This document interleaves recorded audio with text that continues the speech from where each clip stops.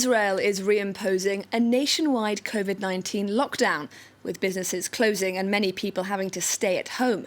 Those new restrictions coinciding with the start of Rosh Hashanah, the Jewish New Year.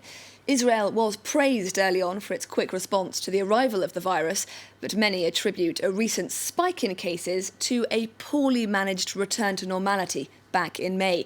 Well, for more on this, we can cross now to Jerusalem to speak with our correspondent, Irris Makler. Irris, Israel is returning to lockdown in a matter of hours. What exactly is changing?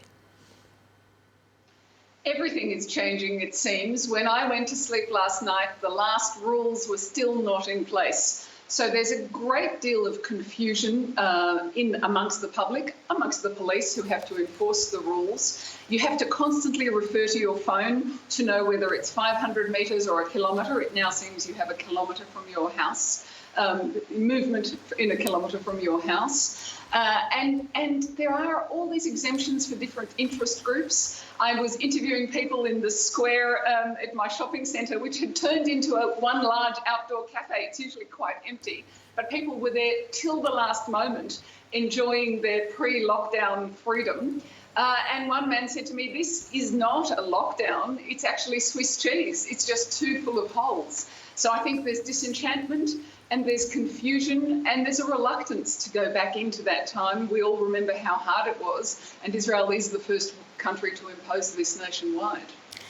Now, Irris, this Friday marks the start of Rosh Hashanah, the Jewish New Year. Yom Kippur, the Jewish Day of Repentance, is just around the corner. A lot of people very unhappy about the timing of this return to lockdown. Yes, I think the timing is actually dictated by the holidays. We saw that in the Palestinian territories with Ramadan and across the Muslim world too.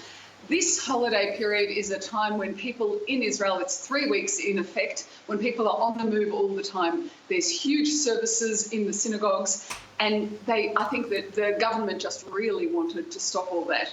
But stopping all that comes at a huge cost because people are very attached to this holiday. There is a huge amount of anger in the community about the thought that you can't go to synagogue or that synagogue will have to be outside, that these services can't be conducted in the normal way. There's also a huge deal of anger at the thought that you can no longer demonstrate in the same way. There are demonstrations against the Prime Minister that we have seen going on weekly that are going to have to stop. But I think really what the government wanted to stop was these large gatherings, and that includes the prayers, the demonstrations and the weddings. So its aim is to stop all that, but it is Swiss cheese and it's not even clear who is involved. Even this morning, it's not clear who is affected and how they're affected.